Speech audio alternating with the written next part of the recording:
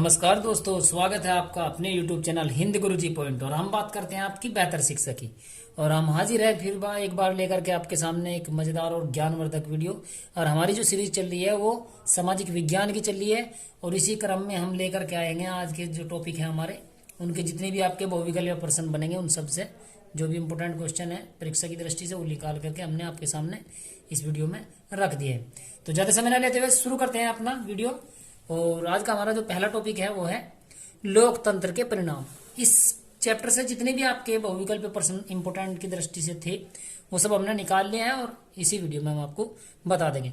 तो ज्यादा समय बर्बाद न करते हुए चलते हैं अपने पहले प्रश्न पर। प्रश्न नंबर 1, हम लोकतंत्र के अच्छे से काम करने से उसे आशा करने लगते हैं कि वह, अब इसमें क्या विकल्प सही है? इतना अच्छा काम न करें, ऐसा ही काम करते रहें, बिल्कुल काम न करें, इनमें इससे भी अच्छा काम करें। तो इसका जो राइट आंसर हो जाएगा वो हो जाएगा आपका इससे भी अच्छा काम करें। यानी कि जो काम हम कर रहे हैं लोकतंत्र के लिए और ऐसी आशा करेंगे कि हम इससे भी अच्छा काम आप लोगों के लिए करें। चलते हैं अगले प्रश्न पर। प्रश्न नंबर 2, लोकतांत्रिक सरकार के बारे में असत्य है। यानी कि जो लोकतांत्रिक सरकार है उसके बारे में असत्य क्या है, यानी कि गलत क्या है? यह वैदिक शासन देती है, यह सुस्त हो सकती है, यह कम कर्म कुशलता हो सकती है, या इसमें भ्रष्टाचार कदापि नहीं हो सकता। तो देखो इसमें असत्य जो है वो आपका ख ऑप्शन है, यानी कि यह सुस्त हो सकती है। जी नहीं, लोकतंत्र सरकार कभी सुस्त नहीं हो सकती है। तो यही इसका राइट आंसर हो जाएगा। अगला प्रश्न है, शिकायतों का बना रहना लोकतंत्र की एक प्रतीक है। ठीक है, तो असफलता है, यह सफलता है, या आजादी है, या खुशी है। ठीक है, तो यानी कि शिकायतों का बना रहना लोकतंत्र की एक प्रतीक है। तो यह असफलता नहीं है, सफलता है, आजादी है, या खुशी है। तो यह एक असफलता है, यानी कि लोकतंत्र में शिकायतें बनी रहती हैं, तो इसकी यह एक असफलताएं हैं। चलते हैं अपने अगले प्रश्न पर। प्रश्न नंबर नेक्स्ट, लोकतांत्रिक सरकार में सभी नागरिक हैं एक समान, अलग अलग, अच्छे या बुरे। तो लोकतंत्र में सभी जो होते हैं वो एक समान माने जाते हैं, चाहे वो छोटा हो, बड़ा हो, गरीब हो या अमीर हो। चलते हैं अपने अगले प्रश्न पर। प्रश्न नंबर 5, ये रहा आपके सामने आपकी स्क्रीन पर। मानव अधिकार दिवस कब मनाया जाता है? बहुत ही इंपॉर्टेंट क्वेश्चन है, परीक्षाओं की दृष्टि से बहुत इंपॉर्टेंट माना जाता है और बहुत बार ये परीक्षाओं में पूछा भी जा चुका है। तो 10 दिसंबर को, 5 दिसंबर को, 14 दिसंबर को, या 15 अगस्त को। तो मानव अधिकार दिवस जो है वो 10 दिसंबर को मनाया जाता है। यही हमारा राइट आंसर हो जाएगा। चलते हैं अगले प्रश्न पर और देखते हैं कि इसमें क्या है। तो बस आप लोग थोड़ा ध्यान से करके देखते रहना, ज्यादा कुछ नहीं। अगला हमारा जो चैप्टर है वो है लोकतंत्र की चुनौतियां। चुनौतियां क्या क्या लोकतंत्र में होती है, इसके जो इंपोर्टेंट क्वेश्चन है वो आपके सामने। विश्व के लगभग कितने देशों में से आज की लोकतांत्रिक व्यवस्था नहीं है? तो आधे हैं, या 1/3 हैं, या 1/4 है, या 1/10। तो देखो विश्व के लगभग 1/4 देश ऐसे हैं जिनमें लोकतांत्रिक व्यवस्था नहीं है। यही हमारा राइट आंसर हो जाएगा। अगला प्रश्न, क्रिकेट खेल में सुधार किनसे हो सकता है? जो क्रिकेट के खेल है इनमें किनसे सुधार हो सकता है? खिलाड़ियों से, प्रशिक्षकों से, प्रशासकों से, या ये सभी से। तो देखो क्रिकेट का जो खेल होता है आजकल बहुत फेमस है पूरी दुनिया में। तो इसमें जो सुधार हो सकता है उसमें अच्छे खिलाड़ी भी होने चाहिए, अच्छे प्रशिक्षक भी होने चाहिए और अच्छे प्रशासक भी होने चाहिए। तो इसका मतलब ये इस जो हमारा राइट आंसर हो जाएगा ये सभी, इन सभी का होना जरूरी है। अगला क्वेश्चन, प्रत्येक चुनौती के साथ जुड़ी होती है। तो प्रत्येक चुनौती के साथ क्या जुड़ी होती है? असफलताएं, सुधार की समस्याएं, नकारात्मक विचार, ये सभी। तो देखो प्रत्येक चुनौती में जो होती है सुधार की समस्याएं जुड़ी होती हैं। यही हमारा राइट आंसर हो जाएगा ख। अगला प्रश्न, राजनीतिक एक का क्षेत्र है। तो एक क्षेत्र है संभावना का क्षेत्र है, या विकल्पों का क्षेत्र है, या प्रयासों का क्षेत्र है, या ये सभी। ठीक है, तो राजनीतिक जो है एक संभावनाओं का क्षेत्र है। तो हमारा जो राइट आंसर हो जाएगा वो हो जाएगा आपका क्या। चलते हैं अगले प्रश्न पर।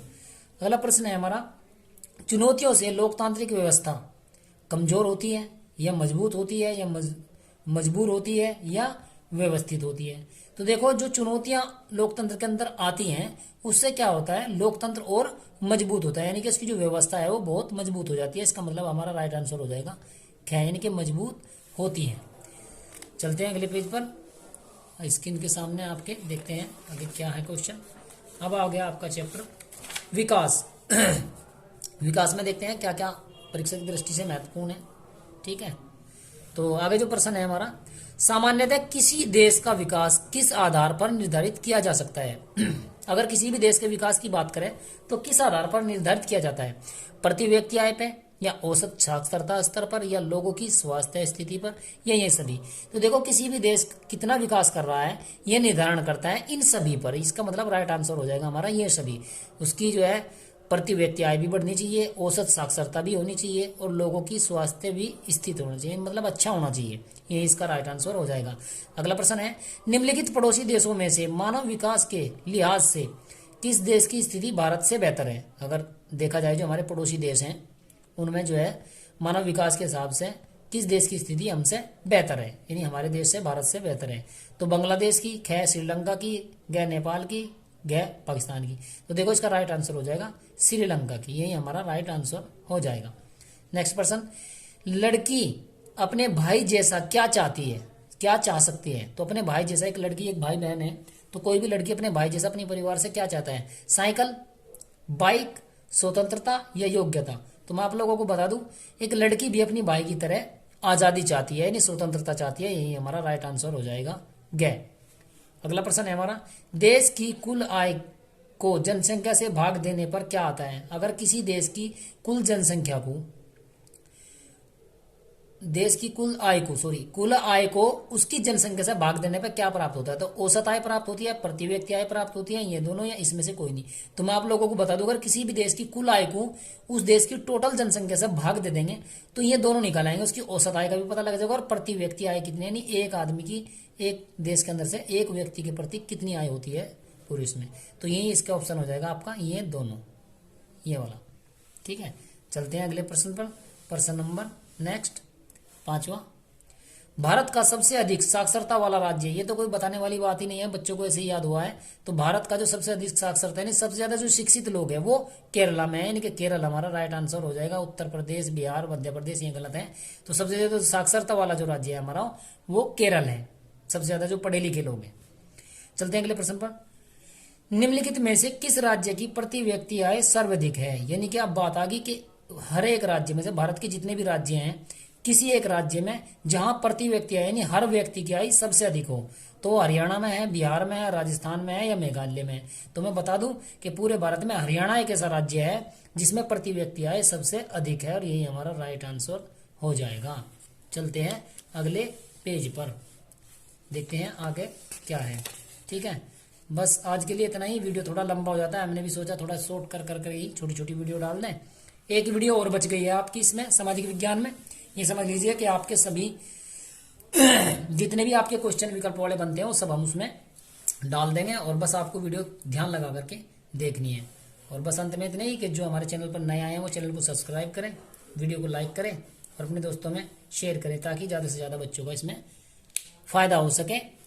और बस आप लोग खुश रहें, परिवार वाले खुश रहें, थोड़ा ध्यान रखें, मन लगा करके पढ़ें, क्योंकि अब तो परीक्षाएं बिल्कुल सर पर हैं। जय हिंद, धन्यवाद।